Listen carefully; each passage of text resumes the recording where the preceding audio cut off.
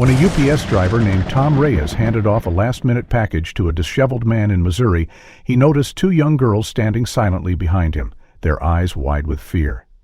Something about the scene felt deeply wrong. Hours later, as he shifted the same package in his truck, Tom spotted a hidden message scrawled beneath the box, and what it said forced him to act before it was too late.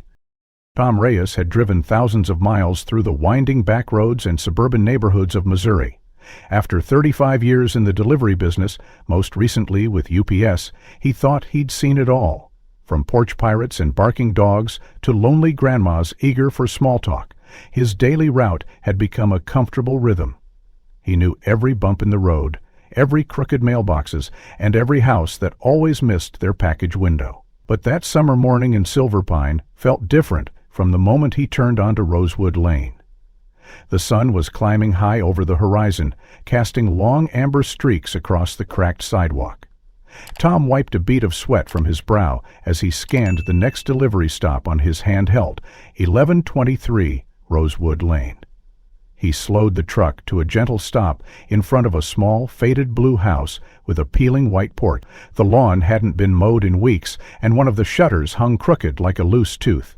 Still, it didn't strike him as alarming until the front door opened. Out stepped a man in his mid-30s, tall, lean, with sunken eyes and a jittery energy in his posture. He looked like someone who hadn't slept well in days. The man offered a stiff smile and waved. "Hey, thanks for stopping. That one's for me, Caleb Morton," he said, stepping onto the porch. But Tom's attention was pulled downward. Clinging to Caleb's pant legs were two little girls, no older than 8, twins, clearly, both with tangled light brown hair, oversized t-shirts, and wide, unblinking eyes. They stared at Tom with an intensity that made him shift uncomfortably. The older-looking of the two had her fingers tangled into her father's jeans, while the other pressed her cheek against his thigh, not saying a word. Something about their stillness didn't sit right. Tom gave his usual warm smile. "Morning, girls," he greeted, handing over the medium brown parcel. "One signature, Mr. Morton." Caleb signed quickly, barely looking up. "Appreciate it. Got another one going out too, I'll bring it." He turned back inside, the twins disappearing with him like shadows. Tom stood at the bottom of the porch, tapping at his handheld scanner. He glanced at the sky, noting the angle of the sun. Almost noon, a few more deliveries before lunch. He returned to the truck and placed the next delivery on the passenger seat, then retrieved the outgoing package Caleb had set aside on the porch moments later. It was about the same size, plain, taped up neatly, no visible labels beyond the destination address. As he slid the package into the back compartment and reached for the door handle, something caught his eye. The sunlight hit the underside of the box just right, bouncing off the glossy cardboard. There, faint but unmistakable, were 3 words. "Call 911. He blinked, frozen for a moment. The letters shimmered slightly, invisible at first glance, now stark against the brown surface under the sharp light. It wasn't ink he recognized, it was UV reactive, and it had been written by a child. Tom swallowed, his throat suddenly dry. He turned the box over in his hands, scanning for anything else unusual. The hand-hanging was messy, uneven, like someone had been in a rush or was very young. He stared at the message again. "Call 911. Was it a prank? A joke someone had scribbled as a dare? Or something much worse? He glanced back at the house. The curtains were drawn again. No sign of Caleb or the twins. The porch sat still in the summer heat, but Tom could feel his pulse quicken. His instincts, honed over decades, told him something wasn't right. The girls' expressions, their silence, the odd energy in Caleb's mannerisms. Now, this. He reached for his phone, hesitated, then lowered it. The police didn't like being called over hunches. He'd been told as much during past deliveries where something felt off. But this wasn't just a gut feeling anymore. Someone had gone to the trouble of writing that note, covertly, under the flap, with invisible ink no less. And that someone was probably no older than 8. Tom stared at the house one more time before stepping into his truck. He cranked the engine, the dashboard clicking to life. But instead of shifting into gear, he sat still, watching the Morton house through his mirrors. What was going on behind that door? Why had those girls looked at him like that? He reached for the truck forward and continued down the street. but the image of those wide eyes and the ghostly message haunted him. It would follow him through the rest of the day until he couldn't ignore it anymore. Tom didn't make it more than 5 blocks before the unease became too much to ignore. The streets of Silverpine blurred past his windshield, and although his hands gripped the steering wheel, his mind was back on Rosewood Lane. Call 911. The letters burned behind his eyes. Tom wasn't the panicky type. After nearly 4 decades of deliveries, he'd built a reputation for staying calm under pressure. He'd once dealt with a loose pit bull chasing his truck for 3 blocks and barely broke a sweat. But this was different. This was human. This was small, scared eyes silently pleading for help. With a long breath, he pulled to the curb, threw the truck into park, and opened the back doors. The package was still there, now shaded, the writing invisible again. He turned it carefully, squinting under the sunlight, until the words reappeared faintly. Call 911. It wasn't just graffiti or a sick joke. The positioning was too intentional. Someone had made sure it would only be seen under certain light. Someone trying not to get caught. Tom knew he couldn't shake it, not without knowing more. He shut the doors and started the engine again, looping back toward Rosewood Lane. He didn't have a plan, just instinct and decades of experience whispering that something was wrong. As he slowed near the house, he noticed something different. Caleb's beat-up sedan was now pulled into the driveway, and its trunk was popped open.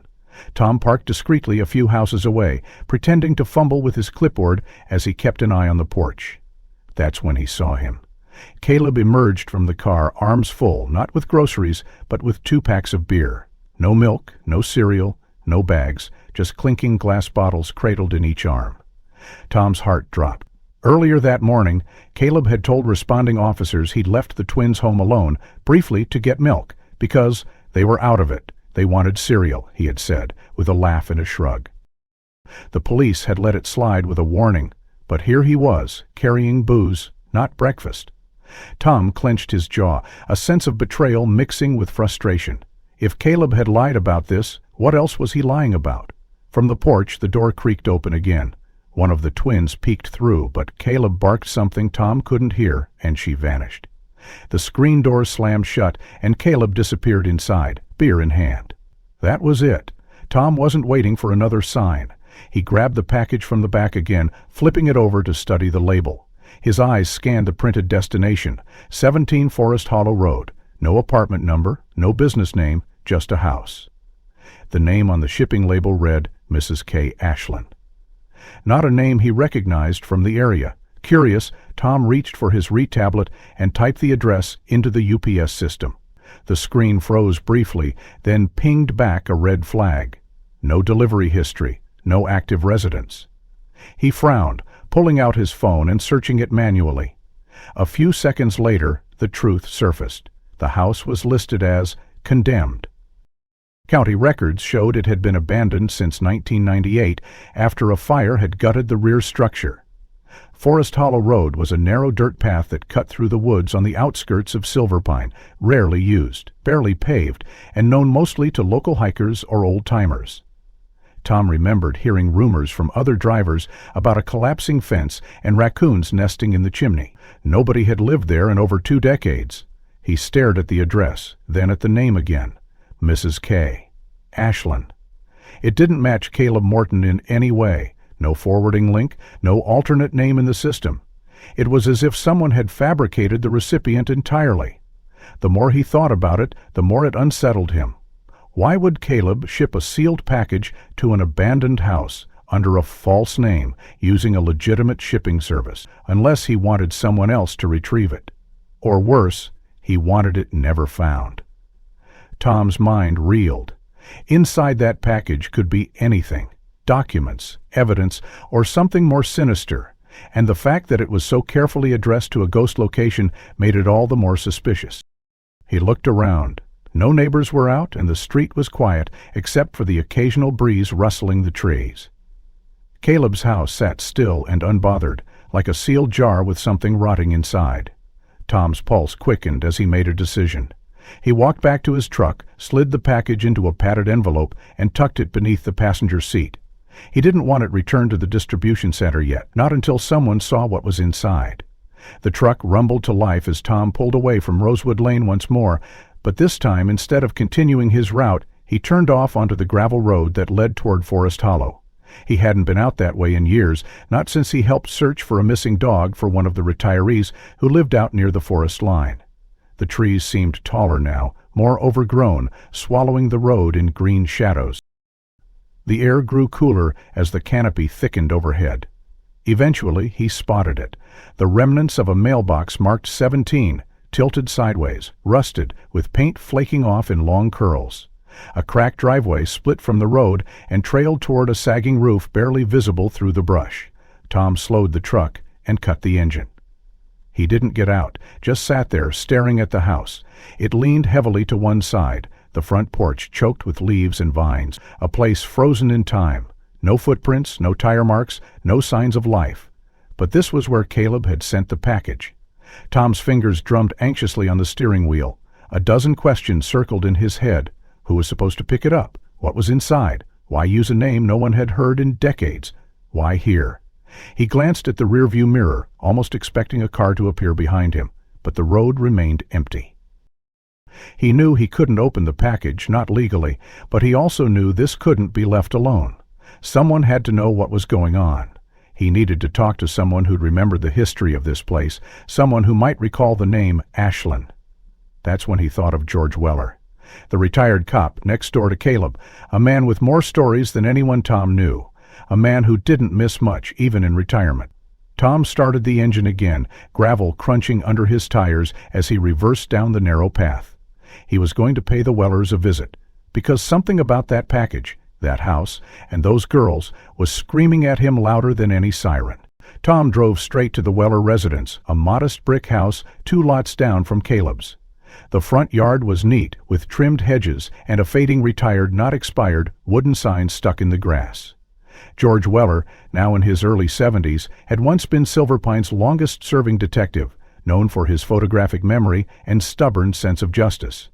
Tom parked and climbed out of the truck, clutching the sealed package under one arm. He rang the doorbell twice, tapping his fingers against the cardboard as he waited. Moments later, George answered the door, squinting against the sunlight. "Tom Reyes," he said, his voice still strong and curious. "Didn't expect to see you on my porch. Trouble?" Tom stepped in close, lowering his voice. "George, I need 5 minutes and your gut instinct." He held up the package. "I found something strange." George arched an eyebrow and ushered him in. Inside, the air smelled like leather chairs and old cologne. The living room was a shrine to George's past, badges, framed commendations, and dusty detective novels. Tom placed the package on the coffee table and explained everything: Caleb's odd behavior, the girl's fearful expressions, the message in UV ink, the beer instead of milk, and most importantly, the delivery address to the long-abandoned Forest Hollow house. George listened, nodding slowly, fingers steepled under his chin. When Tom mentioned the recipient's name, Mrs. K. Ashland, George sat back hard. "That name hasn't been spoken in this town in 25 years, he muttered. Kathleen Ashland. She used to run a private group home out near Forest Hollow, shut down in the 90s after a fire and a slew of child abuse allegations. No charges stuck, but it got buried fast." Tom's stomach stirred. Why would Caleb be using her name now? And why send a package there?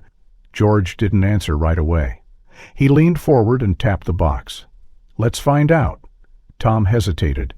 "I haven't opened it. Didn't want to break protocol." George gave him a look. "You brought it to me, didn't you?" With a sigh, Tom nodded. "Let's be careful." Using a pocket knife, George sliced through the tape along the sides with surgeon-like precision. As he peeled the box open, a strange weight shifted inside, not loose like books or clothes, but something compact and deliberate. Beneath the first layer of padding was another flat piece of cardboard that didn't match the usual UPS interior. George tilted it toward the light and noticed a faint seam around the edges. "Double bottom," he muttered. "Someone tried to hide this." He slid a blade gently into the edge and lifted the false bottom. A hidden compartment was revealed, lined with foam, and nestled at the center was an old cracked Android phone with no charger or SIM card. George and Tom exchanged a glance. Tom reached in, careful not to smudge the screen. "Feels like a burner," he said. "No markings." George walked to a cabinet and returned with a universal charger. "Let's see what secrets it's hiding." As the phone powered on, the screen flickered with age and damage. After a sluggish boot, it landed on a basic menu, no password. George tapped into the gallery. Only 3 video files were stored. They loaded the first. The screen showed a dimly lit room, the footage grainy and slightly warped by the phone's poor resolution. 2 little girls sat on a threadbare mattress, backs against a wall.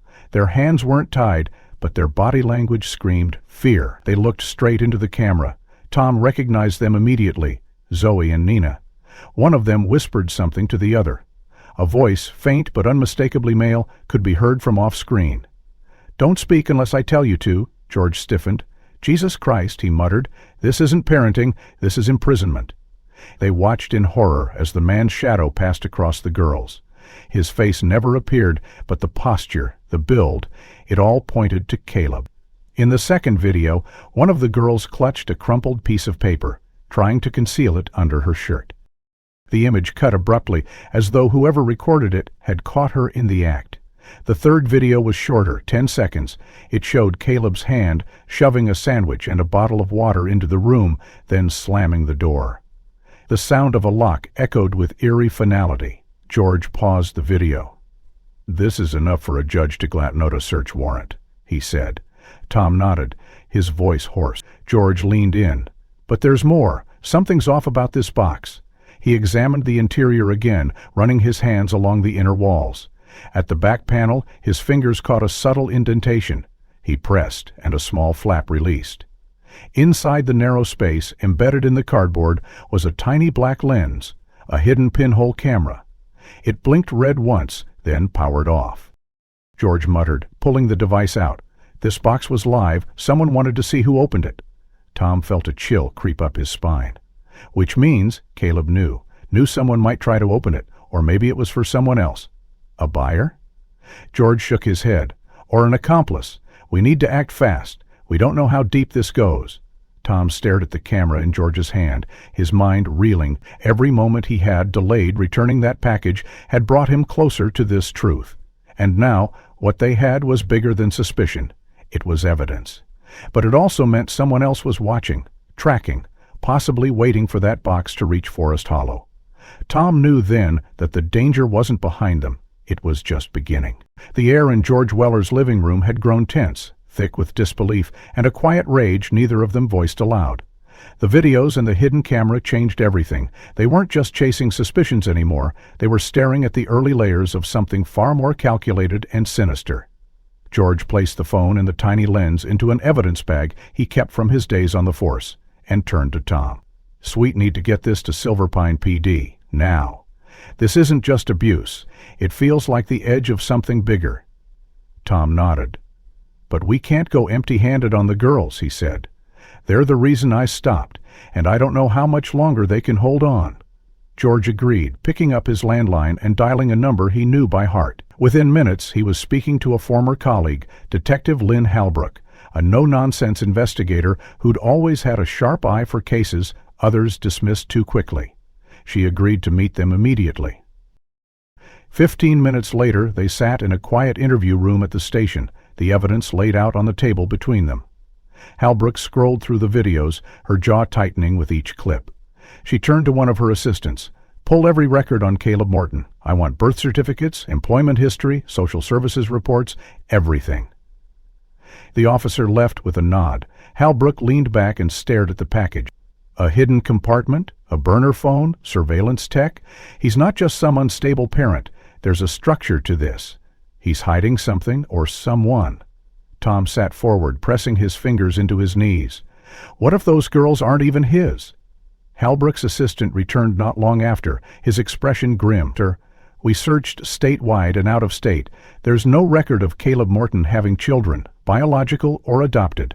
No hospital birth certificates, no parental registry hits, nothing." George muttered under his breath. "He's not their father," Halbrook added. "There's also no record of a marriage license to an Emily Morton, at least not in this county." Tom exhaled slowly. His gut had screamed something was wrong, but this was beyond what he imagined. "So who are those girls?" he asked quietly. Halbrook leaned forward, locking eyes with him. "That's what we're going to find out. You need to go back. You're the only one they've trusted so far." Back on Rosewood Lane, the UPS truck rolled silently past the rows of identical mailboxes. This time, Tom didn't park far away. He pulled directly in front of the Morton house and cut the engine. He didn't knock, he just waited. And waited. The sun hung low now, casting long shadows over the cracked porch and the faded side. Then, after what felt like an eternity, the front door opened just a crack. One of the twins, Zoe, peeked out, her eyes scanning the truck until she spotted him through the windshield. She stepped out cautiously and walked toward the truck. Tom met her halfway. "Hey, sweetheart," he said gently. "I wanted to see how you're doing." She looked around nervously. "He's sleeping," she whispered. "He drank all of the brown bottles. Now he sleeps a lot." Tom crouched to her level. "See, Emily, I need to ask you something important, okay?" She nodded. "Is Emily your mom?"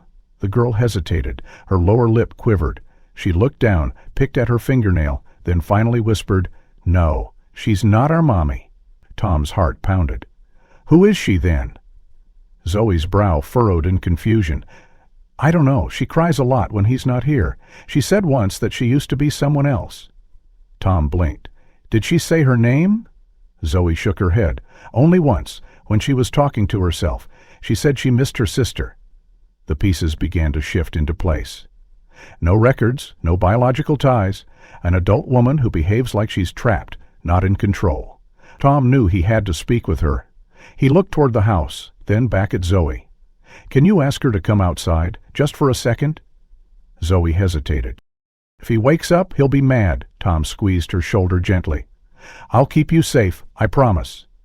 She nodded and ran back inside, the screen door creaking behind her. Minutes later, Emily emerged. She was thinner than he remembered, her cheeks hollow, her eyes sunken with exhaustion. But what struck Tom most was the flicker of recognition in her gaze, not just of him, but of the situation. She knew.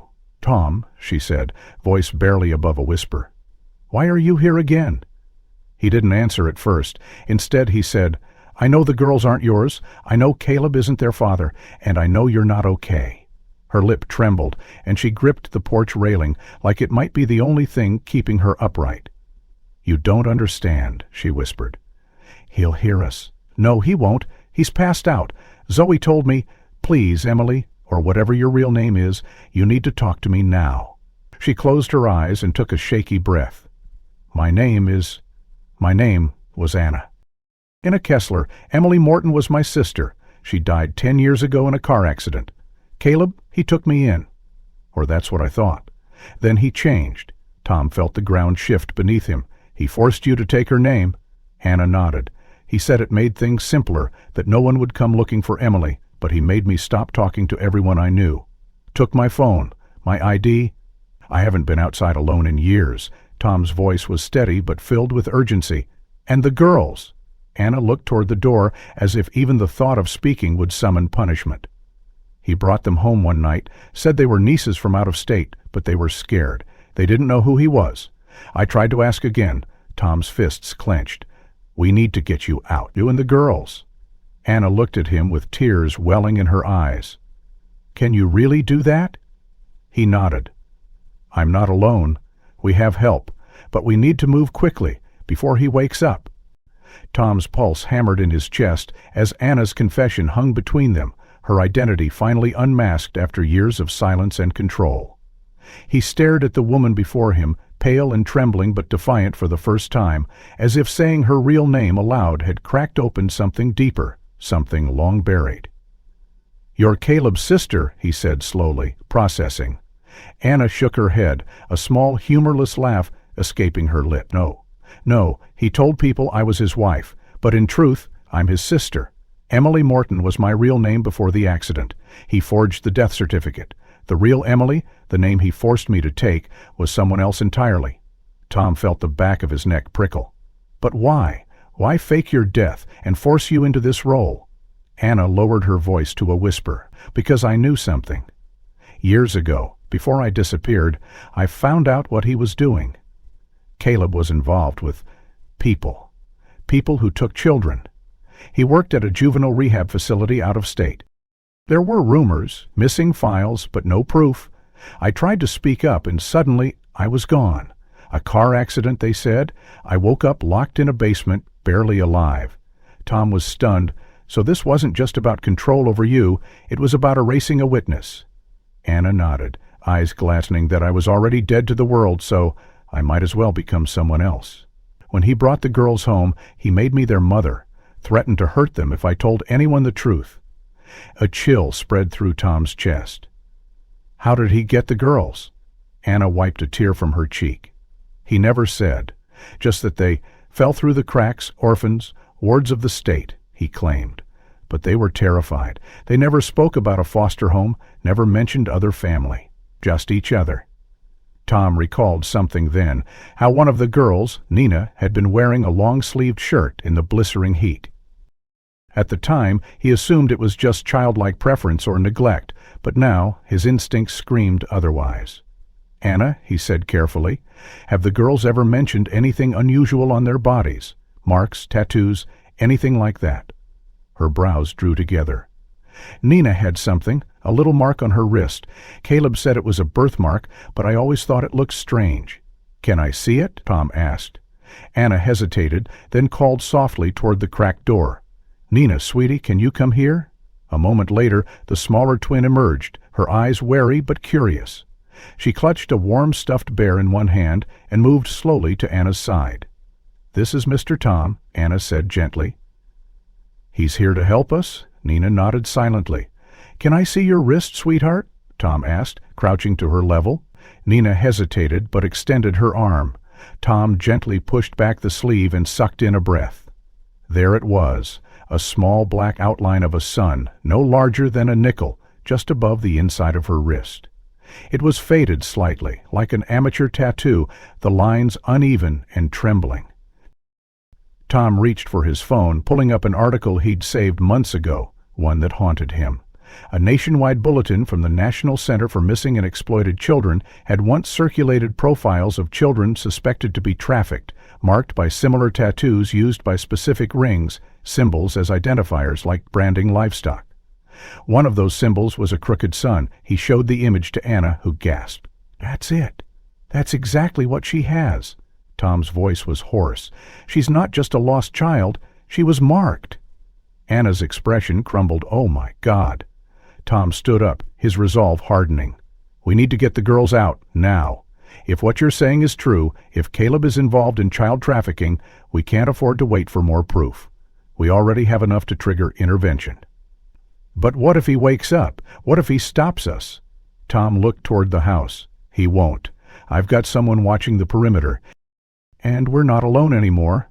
As if on cue, George's silver sedan rolled quietly up to the curb. He stepped out, expression grim but purposeful, and nodded toward Tom. Got the feds on the line? He said. They're looping in Homeland. This just became a priority target. Tom quickly filled George in on Anna's true identity and the tattoo on Nina's wrist. George cursed under his breath. That confirms it. Caleb isn't just a fraud. He's a gateway. They'll want him alive if possible. Alive? Anna echoed, her voice barely audible. Why? George answered calmly. Because if he's part of a ring, he's not the top. He's just one spoke on the wheel. If we flip him, we find the others. Tom glanced back at Anna. We need you to go with George. He'll get you and the girls somewhere safe. Tom nodded slowly. What about you? Tom looked toward the house. I'll buy you time. She grabbed Zoe and Nina, pulling them close. Her voice was soft but urgent. Listen to me. You're going with Mr. George, okay? You'll be safe. I'll be right behind you. Zoe looked confused but obedient. Nina clutched tighter to her bear. Will Daddy be mad? She asked. Anna's eyes filled with pain. He's not your daddy. He never was. George guided them quickly toward the car, his hand resting protectively on the door as he glanced back at Tom. Don't do anything stupid, he said. Tom managed a tense smile. Too late. He turned back toward the house, the weight of truth settling hard on his shoulders. He knew what he was walking into, but he also knew that, for the first time, the lies were cracking, and the man behind the facade was about to face the consequences. As Anna and the girls settled into the back seat of George's car, Tom watched them disappear down the street, his mind racing with everything that had unraveled in the past hour. The revelation of Anna's true identity, the inked mark on Nina's wrist, and the weight of what they now knew about Caleb. It was a storm that had brewed for over a decade, and now it was beginning to break. George returned 20 minutes later, his face pale but focused, and waved Tom into his living room where folders and files were already spread across the coffee table. "I didn't wait for permission," George said, settling into his chair. "I opened the old boxes in my garage. I remembered something about that bastard the moment you mentioned his full name." Tom sat down, his eyes darting over the yellowed pages. "What is this?" George slid one manila folder toward him. "Caleb Morton. He didn't just show up in Silverpine one day like he told the neighbors. He was part of a fire investigation in 2013 in a different county, Clinton Valley. An orphanage-style group home burned down. 3 kids died, 5 more disappeared. Caleb was a low-level youth counselor there. He was the only staff member found alive, claimed he had been out getting supplies. No proof, no alibi, just a lot of inconsistencies, and one hell of a story." Tom flipped through the incident report, eyes scanning the details. "No charges?" "None," George said bitterly. "Fire marshal said it was faulty wiring, but the case never sat right. The parents of the dead kids screamed cover-up. I worked a case with the county next door when it happened, so I remember the name. That's how it stuck." Tom exhaled. "So what happened to the kids who disappeared?" "No trace. Officially, they were assumed dead in the blaze, but bodies were never recovered. It was chalked up to another page to go undiscriminated for poor records. Kids went in, sometimes with false paperwork. There were rumors about adoption scams, kids being funneled to people off the books. Authorities looked the other way. Too little proof, too many missing files." Tom's jaw clenched. "And now Caleb's in Silverpine with 2 girls no one can trace and a woman he psychologically erased. If Anna hadn't spoken up, or if you hadn't noticed that box, we might have been years too late." Tom leaned back, mind spinning. "So we're not just dealing with a single abuser. We could be standing at the edge of a network." George pulled out his phone and tapped a few contacts. "I'm calling in every favor I have left. We need a task force, federal level. You don't brand a child like Nina unless you're moving product, Tom, and if he's done it once, there are others." While George spoke, Tom scanned another file, this one containing the insurance report from the 2013 fire. Caleb had received a small payout, not for the home itself, but for personal loss of property, including a vehicle. Oddly, that vehicle was later found abandoned 3 towns away, with burn damage inconsistent with the fire's location.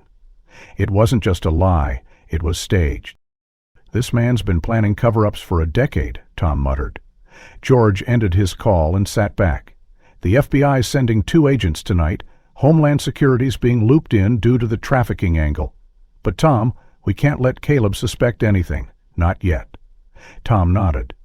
"We need him to believe nothing has changed."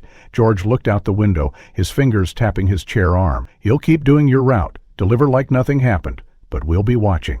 If he makes a move, tries to flee, destroy evidence, anything, we grab him." Tom stood, his voice steady. "What about Anna and the girls?" "I sent them to a safe house just outside of St. Louis. Marshals will keep eyes on them until we've got this locked down." Tom paced the room, adrenaline refusing to fade. "George, what if Caleb knows? What if that camera in the package was broadcasting when we found the phone?" George frowned. "That's the only loose thread. If he was watching remotely, he might already suspect something. But then again, if he were sure, he'd be gone already. He's either confident we're blind or arrogant enough to believe we'll never act." Tom's eyes narrowed. "Then let's not give him the satisfaction." George picked up a red folder marked Clinton Valley Incident, Secondary Leads. Inside were notes on other staff members who'd worked alongside Caleb. One name had been underlined, J. Knorr, former logistics officer, orphanage supply coordinator. The note beside it read, "Disappeared 2014. Presumed missing." George tapped it. "You know what logistics means in trafficking rings, Tom?" Tom nodded grimly. "They move the bodies." George's expression was tight. "I think we've only seen the surface." As they reviewed more documents, a knock came at the door. George stood cautiously and opened it. A tall woman in a navy blazer, badge clipped to her belt, stepped inside, followed by a younger male agent. "Agent Rowe, FBA," she said, shaking George's hand. "We've been briefed by Homeland. Where's the survivor?" "Safe house," George replied. "We've got video evidence, witness testimony, and a suspect under passive surveillance." Agent Rowe opened her notepad. "Good. We're going to need to wire you up, Reyes. We want to hear what he says next time he talks to you." Tom nodded. "I'll do it. Also," she added, "we need access to your delivery van. You said you took custody of one of the packages?" Tom led them outside to the UPS truck. Agent Rowe and her partner climbed into the back with flashlights and gloves. Minutes passed. Then the younger agent's voice called out, "Ma'am, we've found something." Tom and George joined them as they held up a padded envelope tucked into the side wall. Inside was a second hidden flash drive taped behind a loose panel. "He planned for contingencies," Rowe muttered, "which means we're not just catching a criminal, we're stepping into an operation." The air in the truck grew colder despite the heat outside. George's voice was low but resolute. "Then we'd better be ready." The weight of the second flash drive found inside the UPS truck hit Tom like a brick. The agents had carefully stored it in an evidence pouch, but even sealed, it radiated menace. This wasn't just extra footage or backup files. It felt like a fail-safe, something meant to be discovered only if everything else fell apart. Agent Rowe tapped on her tablet, logging its discovery, while her partner scanned the compartment with a UV flashlight. The narrow beam passed over every crevice, every panel, and then stopped. "Ma'am," he said, voice flat but urgent, "you're going to want to see this." Rowe and Tom stepped over. The beam now illuminated the underside of the compartment floor, where faint marks began to glow under the UV light. As the light steadied, a new message emerged, written in uneven, childlike lettering, and barely visible without enhancement. Rose leaned in, reading aloud, "Salva las niñas antes de que se cierre." Her Spanish was clipped but clear.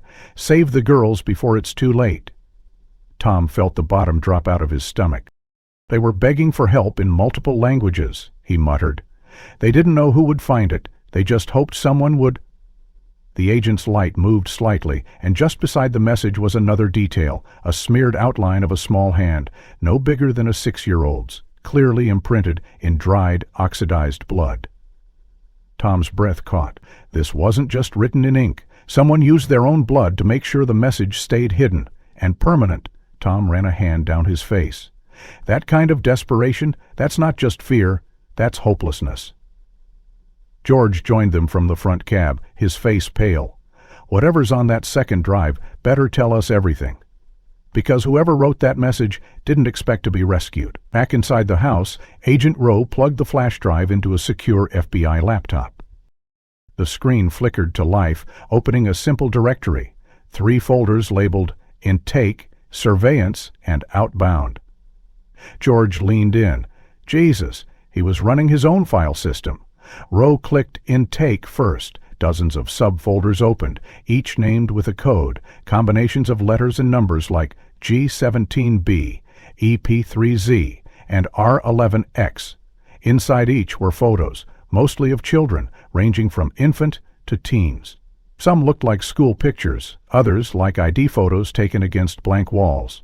There were dates, vague location names, and handwritten notes that had been scanned in. Weight, height, languages spoken, compliance level. This is how they tracked kids. Tom stared in disbelief. There are so many. Rowe moved to the surveillance folder next. It contained hours of grainy footage, camera feeds from hallways, bedrooms, basements. In one video, Anna could be seen crying in a dim kitchen while one of the twins sat silently nearby. In another, Caleb's voice barked orders at unseen figures. The most disturbing was a time-stamped clip from 4 months ago, showing Nina in a small concrete room drawing on the wall with a piece of charcoal. On the wall behind her, barely visible, was the same Spanish plea.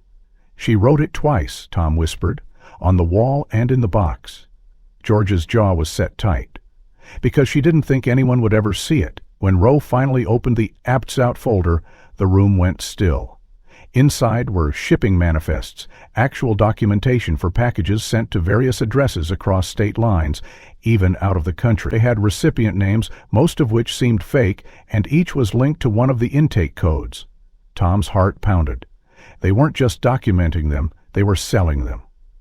Rowe clicked one manifest. It listed a package labeled Cargo G17B, addressed to an international P.O. box in El Paso, Texas, with a note attached, "Hold for pickup, 48 HA." She turned to George. "These aren't isolated cases. This is a trafficking hub, and Caleb Morton has been running part of it from inside a residential neighborhood in Missouri." George nodded solemnly. "And from the looks of it, he's not doing it alone." Rowe pulled up the metadata. This drive was synced remotely. Someone outside the house was receiving mirror data logs, probably whoever's funding the ring. If we hadn't intercepted this, someone else would have wiped it. Tom spoke, voice hoarse. "So now we're not just chasing Caleb, we're racing against whoever's watching from the other end." Rowe nodded. "That's why we moved tonight." She turned to her partner. "Lock this place down. Get a tech team in here. I want full forensics." Then to Tom. "You're going to be the bait." Tom didn't flinch. "Tell me what to do. You're going to deliver a fake package like you always do, but this one's got a transmitter inside. We want to hear everything he says. We'll have a van 3 blocks down with audio and tactical support. If he panics or makes a move, we move in." Tom nodded. "Let's finish this." That night, under the orange haze of street lamps, Tom parked his truck once more outside Caleb's home. The package in his hands felt heavier than any other he'd ever delivered, not because of weight, but because of truth. He approached the porch slowly, the neighborhood quiet. He knocked once, twice. The door opened, and Caleb stood there, disheveled, eyes bloodshot but alert. "Another one?" he muttered. Tom forced a smile. "Yeah, last-minute overnight request. Needs your signature." Caleb took the pen, grunted something under his breath, and scrawled his name. As he reached for the package, his hand paused, fingers tightening. His eyes narrowed. "You came back earlier," he said slowly. "Didn't you?" Tom played dumb. "Had to reroute. Standard protocol." "Why?" Caleb's gaze held his. "Because I know when people lie." Then he took the box and stepped back inside. Tom stood at the porch for a moment longer, watching the door close in slow motion as Caleb retreated into the house with the bugged package. The agents listening 3 blocks away had gone radio silent, not wanting to risk blowing their cover too early. Every second that passed weighed heavily, but Tom knew better than to linger. He turned slowly, nodding at the tiny camera now clipped inside the collar of his UPS uniform, and headed back toward his truck. He walked casually, but his blood ran cold. He had felt the shift in Caleb's demeanor, the suspicion, the paranoia. Whatever trust remained between them was unraveling, and it was only a matter of time before Caleb acted on it. Tom didn't respond, but his grip on the steering wheel tightened. As the tactical van approached in stealth formation, Tom's eyes drifted across the side yard of Caleb's house. A glint of white caught his attention in the garden, a stone figure partially obscured by overgrown weeds and vines. It was a statue, about 2 feet tall, weathered and smudged with dirt, shaped like a kneeling angel with folded wings and a bow head. Something about it felt off. Not decorative, but deliberate, a marker. He stepped out again, pretending to adjust packages in the back of his truck, and circled around the sidewalk to the yard. Agent Rowe's voice whispered, "Where are you going?" "I see something," Tom replied, eyes never leaving the statue. He knelt beside the angel and brushed away the dirt around its base. The soil was loose, freshly disturbed in the past few days. With his keys, he prized at the dirt, peeling back layers of mud and old leaves. Then he felt it. A corner. Cardboard. A box. Not a shipping box, a shoebox. Tom looked up once, then back down. He dug faster, heart thudding. The top of the shoebox came free, stained and weathered but intact. Inside were several folded sheets of paper, fragile and yellowed at the edges. On top, in shaky pencil handwriting, was a name. Z. He said, "We're going on a trip, but we never go anywhere fun. Just a new room with new people, and I don't get to see Nina. When I ask about her, he gets angry. I pretend to sleep so he doesn't yell. I don't like the dark room. It smells like smoke and old paint. I miss Mommy, but I can't remember her face anymore. I want to be good so I don't get sent away again. I hope someone sees this. I hope someone knows where we are." Tom's throat tightened. He read through 2 more pages, describing long nights, punishments, the sound of locks clicking behind her, and a strange man with a cold voice who wasn't Caleb. One entry ended with, "I don't want to be next." At the bottom of the box was a drawing, stick figures of two girls holding hands beneath a large tree. Behind them stood a man in a black shirt, faceless. Above the drawing, Zoe had scrawled, "Help us." Tom rose slowly, clutching the papers. "Agent Rowe, I found something buried near the garden." "A journal, Zoe's. It confirms everything." "Copy that," she replied, voice tight. "We're going in 5. Tom circled back toward the house, watching as the unmarked FBA van rolled into view and parked discreetly across the street. He walked back to the truck, handed the journal to an agent who had exited the passenger side, and whispered, "There's more. Inside, I don't think we've seen half of what he's hiding." Rowe nodded.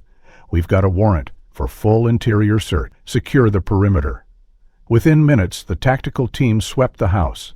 Caleb was found in the basement living room, disoriented and partially intoxicated, muttering about people watching him through the walls. He was detained without resistance, though his eyes followed Tom the entire time, as if trying to memorize the betrayal. "He knows it was me," Tom muttered. Rowe replied, "Let him. He'll be too busy answering questions for the next 10 years to do anything about it." The agents began a room-to-room sweep, cataloging evidence, photographing documents, bagging electronics. But it was the kitchen that yielded the next horror. One of the agents noticed a faint draft emanating from the back corner of the floor near the pantry. The wood there had recently been refinished, too recent compared to the rest of the old structure. A few minutes later, they pried up a panel, revealing a dark square space below, a hidden crawl space. Rowe descended first, flashlight sweeping across the dusty chamber. "Get gloves and masks. It smells like ammonia and decay." Tom followed, heart pounding. The space was about 6 feet wide, cluttered with plastic bins, stained blankets, and a toppled chair with frayed restraints. But it was the items scattered on the floor that made everyone freeze. A clump of long blonde hair tied with a pink ribbon, a torn baby onesie, a cracked photograph of a young woman with her eyes scratched out in pen. Next to Rowe knelt and opened a box marked K Evidence.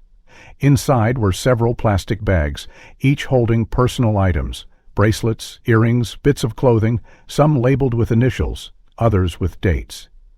"Trophies," she said grimly. "He kept pieces of them. Like reminders." Tom felt sick. "How long has he been doing this?" "Too long," George said from behind them, too quietly, and with too many people looking the other way. A tech agent photographing the scene paused, glancing at the wall. "Sir, you're going to want to see this." Etched faintly into the concrete, nearly invisible in the poor lighting, were a series of tally marks, grouped in 7s, possibly over 100. George stepped closer. Each one as a child. Tom stared at the wall, the hash marks etched by either pride or guilt, maybe both. He couldn't tell any more. But he knew Zoe and Nina's names didn't belong on that wall. They had been rescued in time. Barely. The tally marks on the wall still haunted Tom's thoughts as he stood on the curb outside Caleb's home, the cold night air pressing against his skin despite the layers of sweat clinging to him. The search of the crawl space had revealed far more than he'd feared, dozens of small, personal items tagged and stored with a meticulousness that made everything feel ritualistic, calculated. But even with Caleb now in handcuffs, something gnawed at Tom's gut. It wasn't over. The house had grown quiet as agents processed the scene and coordinated with out-of-state teams on the names and dates recovered from the flash drives. But just after midnight, while most officers rotated shifts, a low, sudden shout rang out from the backyard perimeter. "We've got movement. South fence." He turned and saw 2 agents running across the yard. A second later, radio chatter exploded in his earpiece. "One hostile confirmed. Caleb Morton escaped custody. Repeat, he is armed and on the move." "How the hell did he get loose?" Tom yelled, grabbing for his radio. "He was shackled. He faked a seizure," came Agent Rowe's sharp response. "Overpowered the medic in transit van, took his weapon." All at once, floodlights flared across the lawn. The perimeter lit up in a harsh wash of white as agents fanned out. Tom ran with Rowe toward the front of the house, instincts burning through his limbs. Where would he go? "He doesn't care about escape," Rowe snapped. "He's coming back for leverage." "Anna," Tom muttered, "and the girls." Roe cursed and barked into her mic. "Alert the safe house! Lock it down now!" But it was already too late. A new voice burst across the channel, frantic and breathless. "This is Unit 4. He's here. He's inside the safe house. Repeat, Caleb Morton has breached safe location. Civilians inside." Tom's lungs seized. How did he even find them? Roe's jaw clenched. The hidden camera. He must have used it to track movement. Maybe even GPS embedded in their clothes. He planned this. This was never about running. It was about getting them back. "We need to move," Tom said, already heading for the vehicle. "I'm going with you." "Absolutely not," Rose said. "You're not armed." "I'm the only one he'll talk to." She stared at him, then finally relented. "Fine. Stay behind cover." The car raced through the dark suburban streets, sirens echoing faintly behind them. When they arrived at the safe house, an unassuming one-story building tucked between trees, the front door was ajar, its hinges cracked, the lock hanging by a single bent screw. Gun drawn, Rose signaled to the other agents to flank the sides, while Tom crouched low behind a parked car. Inside, they could hear Caleb's voice, no longer calm, no longer composed, but fraying at the edges. "Nobody move. I swear to God, I will end this right now." From inside came the sobbing of children. "Please, please, let Mommy go." Then Anna's voice, trembling but defiant. "You're not going to hurt us anymore, Caleb. It's over."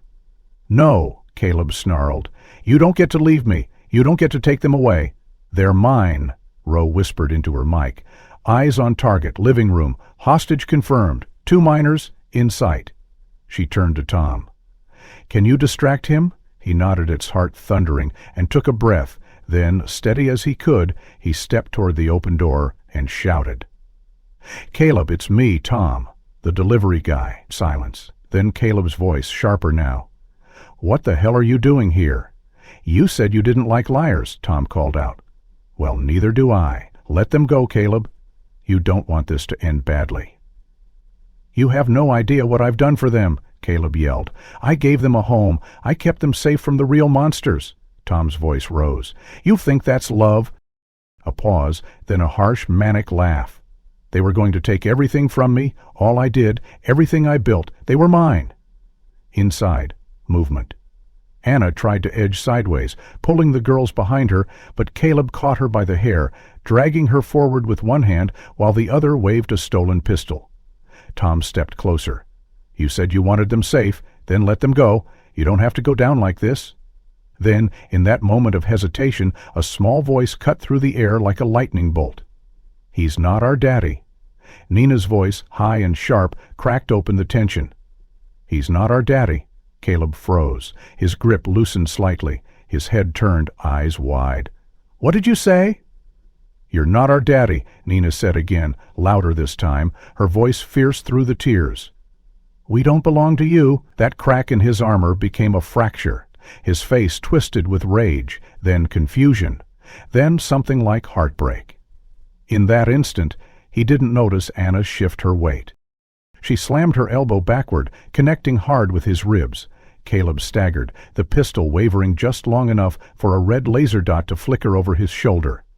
"Take the shot," someone screamed. "No," Rose shouted. "Hostage too close?"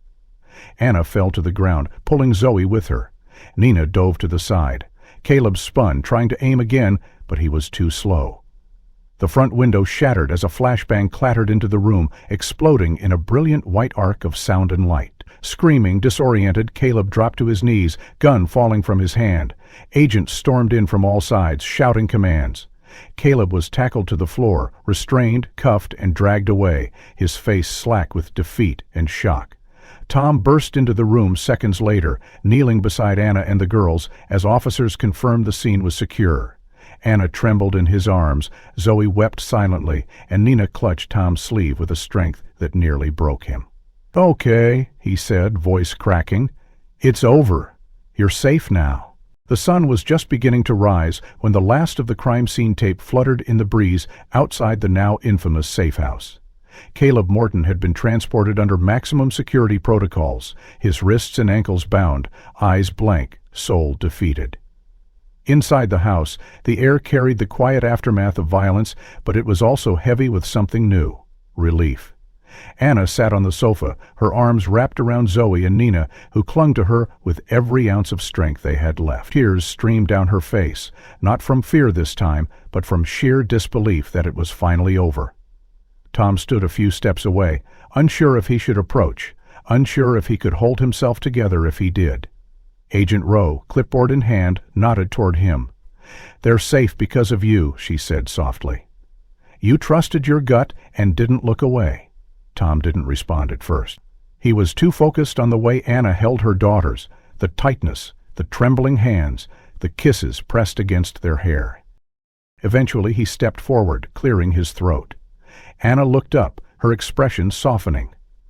"Mr. Tom," Zoe whispered, and before he could say a word, both girls rushed into his arms. He dropped to his knees, embracing them tightly as they buried their faces in his shoulders. "You came back," Nina said, voice muffled by emotion.